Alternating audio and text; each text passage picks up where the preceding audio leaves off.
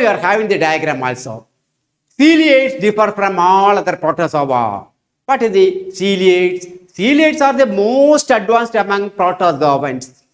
Based upon the locomotor structure, we are all calling them as, or we are all classifying them as 4 groups. Rhizopoda or Sarcodina, Celiophora, they should be called Celiophora, Mastigophora, and Sporozoa. Celiophorans are having advanced features. They are definitely having a dorsal side, ventral side, anterior, posterior, etc. But the most important feature is that they are all having nuclear dimorphism. You are having 2 nuclei.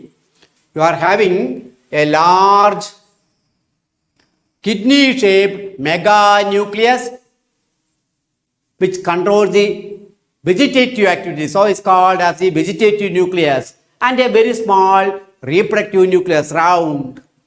So nuclear dimorphism is characteristic, and ciliates will be dividing across. They will have transverse binary fission. Okay, so they use pseudopodia is wrong because they are all ciliates having a contractile vacuole. Contractile vacuole is present in free living forms. Okay, just like amoeba, they are having Sarcodina. It is also having contractile vacuole. The ciliates are also having contractile vacuole. Having flagella for locomotion? No, it is ciliates.